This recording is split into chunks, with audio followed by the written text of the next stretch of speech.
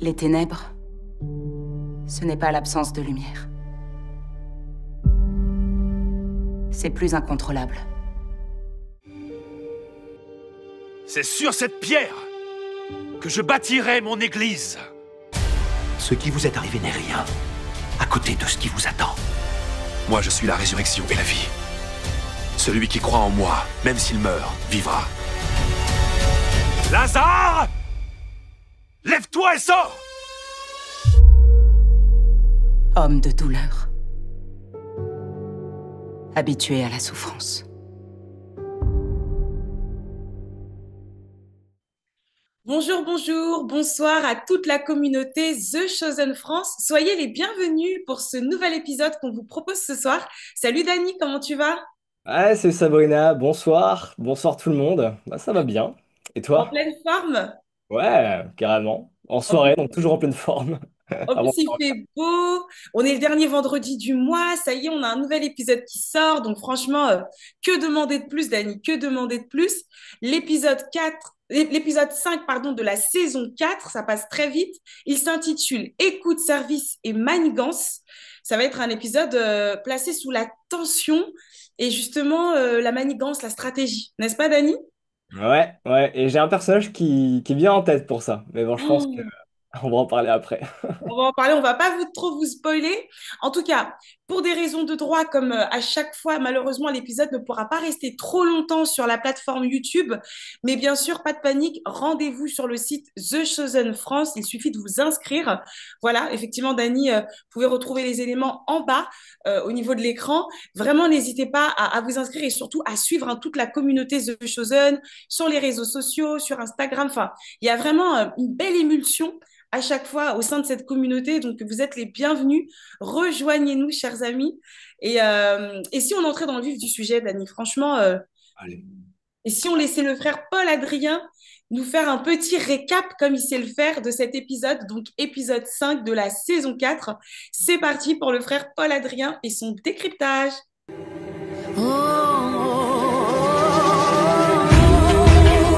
Bonjour à vous, je suis le frère Paul-Adrien d'Ardemar et nous sommes là pour parler de The Chosen, saison 4, épisode 5. Ça avance. Avec à l'intérieur de cet épisode un véritable cours sur les mouvements juifs religieux à l'époque de Jésus. Quasiment de manière archéologique parfois, ça fait même un tout petit peu artificiel j'ai trouvé, mais c'est très agréable parce que enfin vous comprenez vraiment comment ça marchait. J'ai appris plein de choses, j'ai même appris l'existence d'un nouveau groupe religieux que je ne connaissais pas, les Péotes. Les Péotes dont on nous dit, parce que j'ai fait mes petites recherches, la Torah Box nous dit que c'est un des commandements les plus faciles à respecter, ne pas se raser la chevelure sur les pattes. Bon, dans tous ces mouvements religieux, vous aviez quelques absents, parce qu'ils ne faisaient pas partie des cercles de pouvoir, et là on se concentre sur les cercles de pouvoir, donc étaient absents les Esséniens, c'est ce mouvement marginal, vous savez, les grottes de Qumran. Et vous aviez aussi été absents les baptistes, Jean le Baptiste, qui était un mouvement à eux tout seuls.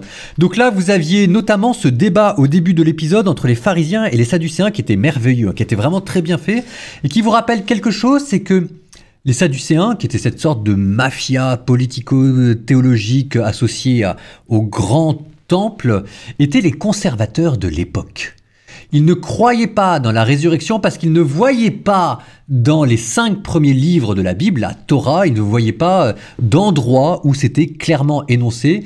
Et eux ne considéraient dans la Bible que la Torah. C'est pour ça que dans cet épisode, quand le pharisien vous donne des arguments tirés de David, ça fait rigoler le sadducéen. Si vous regardez, les contre-arguments qu'il donne sont des vrais contre-arguments. Par exemple, son interprétation métaphorique de la résurrection d'Israël, l'éveil, le relèvement de cette nation, c'est très très beau, hein. Bon, ça c'était pour les pharisiens et les sadducéens. De l'autre côté, vous avez Jésus qui monte à Jérusalem. Alors là, je dois quand même dire que je suis un peu perdu dans la chronologie, parce que moi, dans ma tête, c'est la dernière montée de Jésus à Jérusalem. Ok, sauf que normalement, la dernière montée de Jésus à Jérusalem, c'est au milieu des pèlerins. Et là, il n'est pas au milieu des pèlerins, c'est même de manière secrète et cachée. Et notamment, vous avez cet épisode avec Marthe et Marie. Marthe, tu t'agis pour beaucoup de choses, une seule est nécessaire, celle que c'est contempler la face de Dieu.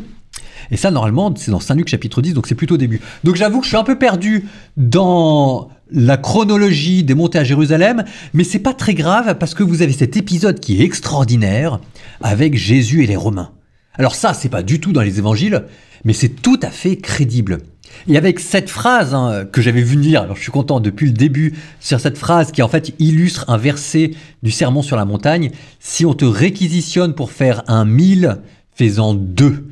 Et donc là, vous avez illustré Jésus qui se met au service, soumis aux autorités civiles, ce que reprendra saint Paul plus tard dans la lettre aux Romains, et ce qui vous montre aussi de Jésus qu'il n'était pas anti-romain.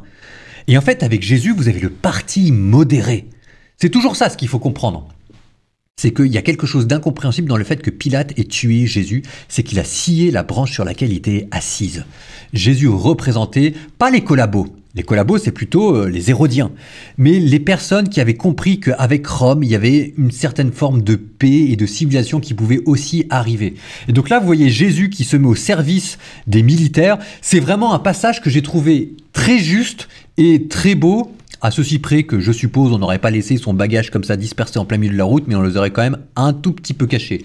Mais mis à part ça, ça vous montre bien que jamais une occasion n'est perdue de témoigner de la charité.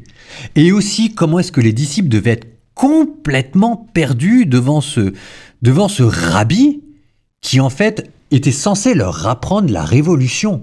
On l'oublie toujours, mais ils avaient payé pour ça, les disciples. Et là, vous avez Jésus qui leur dit, non, écoutez, on va aider les Romains.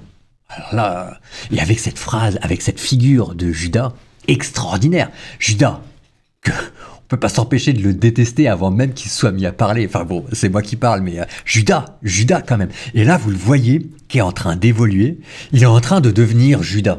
Alors, il essaye de mélanger la politique et les finances, et il essaye de justifier ses vols avec ses grandes ambitions et ses grandes phrases politiques. Alors ça, c'est intéressant parce que historiquement, c'est un débat qui remonte des années 60-70 où on disait pourquoi est-ce que Judas a trahi Jésus. On avait du mal à croire que ce ne soit que pour de l'argent, mais il faut jamais sous-estimer l'avarice des gens. Et donc on se disait, ça doit pas être que pour de l'argent. Judas doit être profondément déçu par Jésus et c'est pour ça qu'il le trahit. Et alors, à l'appui de cette thèse, il y avait le nom de Judas Iscariote. Iscariote, une étymologie commune de Iscariote, c'est le fils du Sicaire, et donc il aurait été un zélote, et donc il aurait été déçu par la lenteur de la révolution que venait apporter Jésus. Ce qui est tout à fait possible, même si le motif premier reste l'avarice, et là, c'est superbement bien rendu. Bon. C'est un très bel épisode qui mélange les scènes entre elles. Vous avez aussi ce passage avec Marthe et Marie. Alors là, on vous rapproche deux autres passages de l'évangile qui normalement ne sont pas rapprochés, mais c'est très bien trouvé, avec d'une part Marthe et Marie, donc Marthe qui s'agite pour faire le service et qui prend tout le monde à partie. Je vous rappelle que le linge sale, ça se lave en famille. Et puis de l'autre côté, vous avez la parabole de Jésus sur les ouvriers de la 11e heure. Avec mon ami, ne nous sommes-nous pas mis d'accord pour le salaire de ta journée, 1 denier, prends, tu as ce qui est à toi. Et donc d'un côté, vous avez un parallèle entre l'unique, le nécessaire que Marie a et que Marthe ne lui volera pas, et de l'autre côté, le denier, l'unique denier qui est le salaire de la journée. Alors, sur cette question de l'effort, du mérite, parce que derrière ça, en fait, vous avez la question des bonnes actions, la valeur de nos bonnes actions. Alors, j'ai trouvé que c'était très, très beau et très, très fin de la part de The Chosen. Parce que vous savez que c'est un sujet assez délicat entre les catholiques et les protestants. Et je trouve ça très beau, la manière dont The Chosen suggère des réflexions théologiques qui iraient dans ce sens-là, mais sans jamais trop les creuser pour cliver inutilement protestants ou catholiques, mais au contraire, pour remettre l'évangile, la figure de Jésus au milieu de tout ça. C'est comme la figure de Marie. La figure de Marie qui est qui est un sujet peut-être de discorde, c'est quelle est la place de Marie entre catholiques et protestants, c'est remarquablement traité de la part de The Chosen. D'ailleurs, Marie refait son apparition. Alors ici, on voit Marie qui est chez Marthe et Marie. Alors je ne sais pas de quelle tradition ça vient, mais j'ai trouvé que c'était plutôt intéressant et de voir comment est-ce que Marie est pour Jésus son enfant, la confidente, et comment Jésus se confie à elle sans montrer qu'il a fait des erreurs ou qu'il doute ou un truc comme ça, mais simplement pour lui montrer, pour lui faire part de ses difficultés. Et à la fin, vous arrivez à cette sublime conclusion, c'est Jésus qui dit « Mais j'ai beau leur dire, ils ne comprennent pas ce que veut dire la charité », et à la fin, qui s'esquisse à peine le fait qu'il va falloir donner un exemple pratique, concret de ce que ça veut dire. Et là, on voit la croix qui se dessine comme ultime enseignement. Très bel épisode. Incroyable ce décryptage, vraiment, on est béni, frère Paul-Adrien, de vous avoir à chaque épisode. Dites-nous ce que vous en pensez d'ailleurs dans le chat, hein. On est là aussi pour échanger. Mais vraiment, Dany, j'ai été encore une fois bénie par ce travail de fond qu'il nous fait à chaque fois, historique, culturel. On arrive à mieux comprendre le contexte de l'épisode, puis surtout, hein, il revient à chaque fois sur les thèmes principaux. Il y a eu beaucoup de choses. C'est un épisode qui est très, très complet. Mais moi, ce qui m'a le plus finalement interpellée dans ce récap, c'est finalement le changement de Judas. On voit que c'est vraiment que le doute et que son changement de comportement est vraiment c'est fait de manière distillée tout au long de l'épisode. On voit que c'est un processus et ça me parle beaucoup, vraiment. Ouais, c'est clair, moi aussi ça me parle, c'est que le cœur de Judas, il change étape par étape et il se met à l'écart, on le voit bien, et de ce qui se passe. Et surtout, enfin, Pierre lui fait quand même quelques réflexions. Mhm. D'ailleurs, toi, t'as des exemples un peu dans ta vie? Parce que parfois, on peut être un peu comme Judas. Ça peut arriver. Mais complètement, et franchement complètement, parce que dans le processus, tu vois que des fois, tu peux te lever un matin et ta foi, tu vois, elle est moins, tu la sens moins forte que d'habitude. Et quand Hmm. tu creuses pour comprendre d'où vient finalement cet état d'esprit dans lequel tu te trouves, bah, tu te rends compte que quelques jours auparavant, il y a eu des petites situations, il y a eu des petites pensées, des petites choses Hmm. comme ça qui font que ces toutes petites choses sont la résultante aujourd'hui de ton état d'esprit de lourdeur ou de foi un peu moins forte. Et ça nous prouve que finalement, on n'est pas à l'abri, comme tu dis, un jour d'être plus à l'écart de Dieu avec ces toutes petites situations, aussi minimes soient-elles, qui peuvent un jour se transformer en quelque chose de beaucoup plus grand. Donc, je pense que ouais, il faut vraiment rester attentif à nos états d'esprit et à nos pensées pour ne pas laisser naître des Judas en nous, si je puis dire. Ah, Voilà, c'est mon petit témoignage. Et toi, toi, pardon, Mister Danny, qu'est-ce qui t'a le plus touché, interpellé dans cet épisode? Mister Danny, j'aime bien. Euh, En fait, c'est Marthe. T'as dit, il faut être attentif. Ouais. Et moi, personnellement, quand je vois Marthe, elle n'est pas si attentive que ça. Elle sert. Ok, mais est-ce que c'est pas Marie qui finalement est attentive? Elle écoute.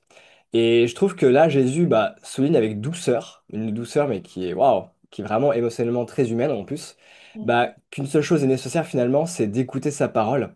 Et à chaque moment suffit sa peine un peu. Alors, j'ai un peu repris le verset à ma manière, mais c'est un peu ça. Il faut se poser et vraiment reprendre avec douceur les personnes qui ouais, font tout plein de choses, faire, mais pas être. Être là, disposé à être nourri de la parole de Dieu. Et ça montre aussi à quel point le service a sa place, Jésus dit pas l'inverse, hein, mais il ne doit pas entraver la relation avec Jésus directement. Et moi, ça me rappelle parfois quand je rentre du boulot. Bah oui, euh, justement, j'allais te demander, est-ce que toi, là, je vois que ça te parle beaucoup, donc tu as ah, peut-être un ouais, ça me témoignage parle. à partager avec nous aussi, hein.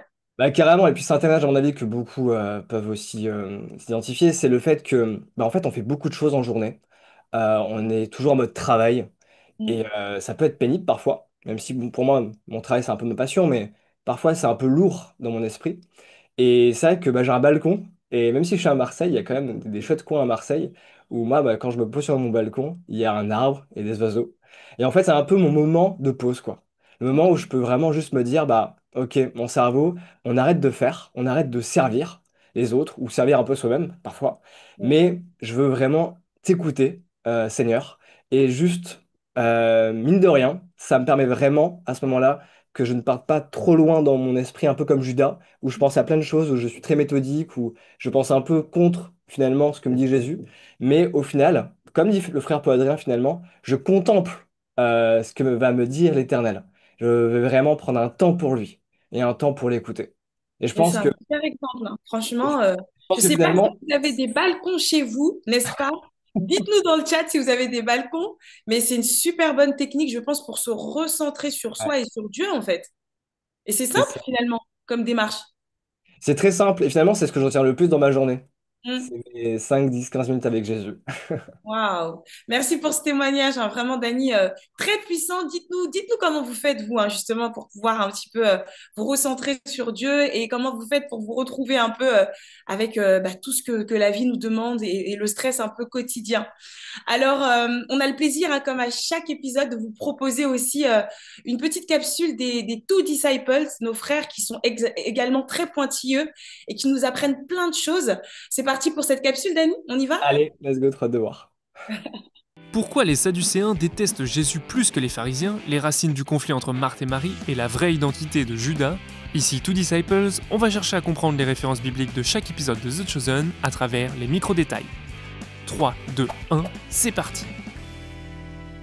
Tout au long de l'épisode 5 de la saison 4, on découvre le fonctionnement du Sanhédrin et son rôle crucial dans la société juive. Composé de 71 membres, en référence aux anciens d'Israël dans le livre des Nombres, le Sanhédrin agit comme cour suprême pour régler les conflits religieux et civils. La séance est levée. Il avait aussi une mission symbolique, discerner et reconnaître le Messie si un jour il venait. Mais au sein du Sanhédrin, les divisions sont claires parmi les groupes les plus identifiés. Les Sadducéens, proches de l'élite romaine, ne croient ni aux anges, ni aux esprits, ni à la résurrection des morts, tandis que les pharisiens défendent ces doctrines fondamentales. Les conflits théologiques sont parfois violents, comme dans les Actes des Apôtres, où Paul lui-même pharisien exploite ces tensions pour défendre sa foi. Des figures marquantes, comme Gamaliel, Nicodème et Paul, étaient pharisiens. Gamaliel, par exemple, intervient en faveur des apôtres dans les Actes des Apôtres, au chapitre 5, rappelant que si une œuvre vient de Dieu, rien, même le Sanhédrin ne peut l'arrêter. Et bien que Jésus critique souvent les pharisiens pour leur hypocrisie, Vous n'êtes que des guides aveugles. ses positions théologiques sur des sujets comme la résurrection et la loi le rapprochent davantage de ce camp. Les tensions entre sadducéens et pharisiens ne sont pas simplement un décor historique, elles permettent de comprendre les oppositions et alliances de circonstances qui ont mené jusqu'à la crucifixion de Jésus. Il est parfois possible que la fin justifie les moyens.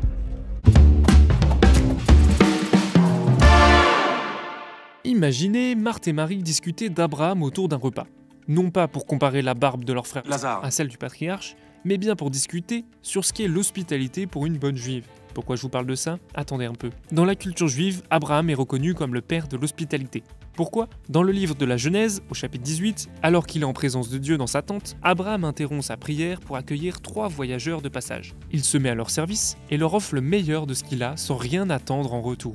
À l'inverse des villes de Sodome et Gomorrhe, détruites par Dieu entre autres pour leur inhospitalité. À la surprise d'Abraham, les visiteurs sont en réalité des messagers qui annoncent l'accomplissement de la promesse de Dieu. Donc, dans la culture juive, servir l'autre et l'accueillir est une manière directe de servir Dieu. Dans l'évangile de Luc, où Marthe et Marie accueillent Jésus chez elles, les deux sœurs sont souvent opposées comme la concrète et la spirituelle. Mais en fait, ce n'est pas si simple. La tradition juive nous montre que prière et service des autres sont 2 façons concrètes d'être en relation avec Dieu. On finit avec l'une des scènes les plus marquantes de l'épisode 5. Jésus et les disciples qui portent les casques et les affaires des Romains, belle préfiguration de toutes les moqueries que feront subir les soldats romains à Jésus. C'est humiliant. Cette mise en pratique d'un des préceptes du sermon sur la montagne raconté dans l'évangile de Matthieu semble aider les disciples à le comprendre. Sauf un, Judas. Impossible pour un juif proche des Zélotes d'être humilié par un Romain et a fortiori d'imaginer le Messie opprimé par un païen. Dans cet épisode, on voit aussi Judas se servir dans la bourse commune. Et avez-vous remarqué? On entend dans la bande-son de petites pièces s'entrechoquer qui annoncent petit à petit la direction que va prendre Judas. Ces événements apparemment anodins révèlent une vérité spirituelle. Satan ne se saisit des hommes que s'ils le laissent entrer dans leur vie. C'était les Two Disciples. Retrouvez-nous sur notre chaîne YouTube. Dites-nous en commentaire quel micro-détail biblique vous avez repéré ou quel personnage vous aimez le plus dans cet épisode. Oh, moi. Soyez bénis. Génial, génial. Merci encore les Two Disciples, hein, toujours dans le détail, les micro-détails, même comme ils le disent. Et c'est toujours extrêmement intéressant parce qu'on apprend plein de choses. Je ne sais pas ce que tu en as pensé, David, de Dani, pardon, mais je ne sais pas pourquoi j'arrive pas avec ton prénom aujourd'hui, là. Dani. Je ne sais pas ce que tu en as pensé, mais bah, je suis toujours émerveillée par le travail de recherche qu'ils font, quoi. Incroyable. Ouais, c'est clair. J'ai bien aimé la fin, ça m'a fait rire. Avec Judas qui parle à la fin. En mode moi, c'est moi à moi que tu demandes de faire ça, quand Pierre lui demande de faire le tri là. Mais non, c'est clair que enfin, les deux se complètent bien, Frère Paul Adrien et puis les Two Disciples. Et là, on va devoir dire des choses aussi sur ce qu'ils viennent de dire. D'ailleurs, je Mhm. crois que tu as quelques trucs à dire, toi, Sabrina. Bah, je te laisse d'abord la parole et je t'inquiète pas, je pourrais Avec, rebondir sur ton avec grand analyse. plaisir. Ouais. Bah, moi, je vois surtout que. Il parlait d'Abraham, c'est Mm. dans ce livre-là où Abraham en fait va clairement accueillir des personnes étrangères, hein, des messagers, des visiteurs chez lui. Et il disait surtout en fait la corrélation entre ce moment-là et aussi chez les Juifs le fait que bah, faire preuve d'hospitalité, c'est d'être un bon Juif, ça Oui. montre aussi un bon prestige. Bah, je trouve qu'il y a une sorte de un bon désintérêt en fait à servir quelqu'un en l'accueillant chez soi et ça montre à quel point, en fait, où bah, l'Éternel, Jésus, nous dit que finalement, accueillir quelqu'un, c'est finalement servir Dieu. On sert la personne directement et on sert aussi, bah, du coup, Jésus à travers ce que l'on fait. Donc, le fait, du coup, de donner à manger, d'accueillir chez soi et même de le faire par désintérêt au final. Et je trouve ça beau que sa disposition aussi à la fois de service et de prière bah, peuvent être également pris comme aussi dans l'hospitalité, de montrer à quel point bah, en fait, on a cette relation avec Dieu qui nous permet aussi de pouvoir servir les autres à travers l'hospitalité du coup que l'on peut faire du coup dans l'année quoi. Je trouve ça trop beau. Mais c'est très puissant parce que, en plus de ça, bon, je vois encore plus le sens du titre de l'épisode avec le fameux service, hein, qui est donc dans le nom de l'épisode. Et effectivement, le service dans les toutes petites choses Mm. peut aussi rendre gloire à Dieu. Et c'est aussi quelque part aussi un savoir-être, puisque là, on parle d'hospitalité, c'est culturel, c'est éducationnel, comme nous l'expliquent les Two Disciples. Et en tant qu'enfant de Dieu, voilà, dans les petites choses au quotidien, rendre gloire à Dieu, servir Jésus, c'est aussi dans les petites choses anodines quand on est à disposition des uns et des autres, en fait. Je pense que c'est très bien amené. Mm. Ouais, c'est clair, je suis d'accord avec toi. Ouais. Dites-nous ce que vous en avez pensé, vous, de cette capsule que nous ont proposé les Two Disciples. N'hésitez pas à nous dire tout ça en chat. Alors, Dani, bien entendu, tu es aujourd'hui notre porte-parole finalement de la rubrique des ambassadeurs. C'est toujours toi qui incarne super bien d'ailleurs ce mouvement. Quelles sont les nouvelles pour les ambassadeurs en devenir, les ambassadeurs que l'on a déjà dans l'équipe The Chosen France? Dis-nous tout. Bah, il y a du mouvement, ça c'est clair. Et on aimerait en fait que ce mouvement soit encore plus visible par tous, par toutes. En fait, on sait très bien que chacun bah, fait des choses, mais disons, peut-être sur les réseaux, on s'efforce en tout cas de montrer l'art, de montrer les événements, de montrer ce que fait chacun. C'est bien, hein, mais c'est pas, je trouve, encore assez visible. Il y a des choses qui peuvent nous édifier. Et je pense que c'est un peu le moment où en fait, on suppose, bah, bien sûr qu'il se passe des choses, mais on aimerait vraiment le voir par écrit. Et si vous avez envie de pouvoir eh bien, exprimer clairement ce qui se passe un peu dans dans la semaine, quand vous projetez de The Chosen, ou bien quand vous parlez de The Chosen à quelqu'un, et que bah, il y a un témoignage qui émane de tout ça, eh bien, c'est vraiment le moment d'en parler. Et il y a deux manières de le faire. Alors, ou bien vous allez directement en description, il y a un formulaire, vous cliquez dessus, et puis vous pouvez remplir un formulaire qui est très simple, mais vraiment donner tout ce que vous avez pour que bah, on puisse après les lire et pourquoi pas du coup les partager. Et si on les partage, ce qu'on fera dans tous les cas, eh bien on pourra aussi le mettre sur le site, donc sur la page ambassadeur. Et là, je vais vous lire un petit passage qui va pouvoir un peu Génial. aussi vous édifier. C'est Lidwin, j'espère bien prononcer son prénom, qui dit que son compagnon lui a fait découvrir The Chosen et ça a été une vraie révélation. Une façon pour elle de se rapprocher de Jésus et de surtout mieux connaître la Bible. Ça, c'est important. Et les évangiles. Parce que The Chosen ne se suffit pas à soi-même. C'est pour le but de donner goût aux Écritures.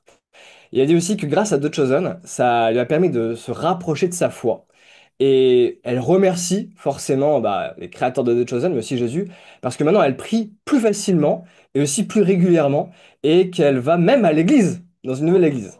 Amen. Amen. Merci pour ce témoignage. Et si vous avez envie aussi de faire comme Lidwin et puis d'autres personnes, parce qu'on a mis quelques témoignages maintenant, et ben c'est possible.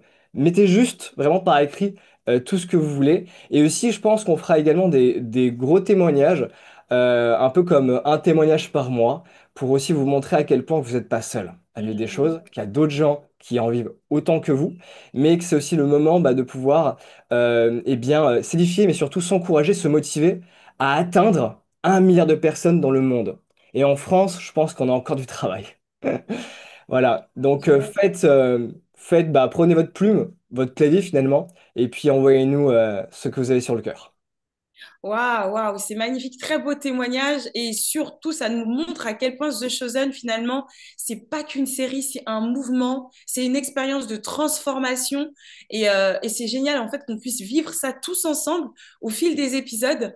Soyez bénis, n'hésitez pas à nous écrire et à partager vos témoignages, c'est vraiment édifiant et Mm. c'est ça aussi The Chosen, c'est ce partage et cette plateforme d'échange et d'édification mutuelle et franchement, super. Merci Dani hein, pour ces bonnes nouvelles. Rendez-vous sur le site thechosen.fr pour suivre un petit peu les actualités. On reste connecté sur les réseaux sociaux et écrivez-nous, partagez-nous vos témoignages. Alors ça y est, on va pouvoir lancer l'épisode. On le rappelle, il ne sera pas trop longtemps sur la plateforme YouTube à cause effectivement de nos sujets au niveau des droits. Mais bien sûr, on reste connecté sur The Chosen. Profitez-en de cet épisode. C'est écoute, service et manigance. Dany, j'ai envie de dire, soyons à l'écoute de Jésus, soyons au service de Dieu et les uns des autres, n'est-ce pas? Mais surtout, évitons les manigances, hein, n'est-ce pas? C'est ça. Et surtout, prenez le popcorn et on vous souhaite vraiment un bon visionnage. Merci C'est pour... ça. Passez une très bonne soirée. On se retrouve le mois prochain, dernier vendredi du mois, comme pour découvrir le prochain épisode. Voilà, passez une bonne soirée. À Au bientôt. revoir, bonne Soyez bénis. soirée. Bye bye.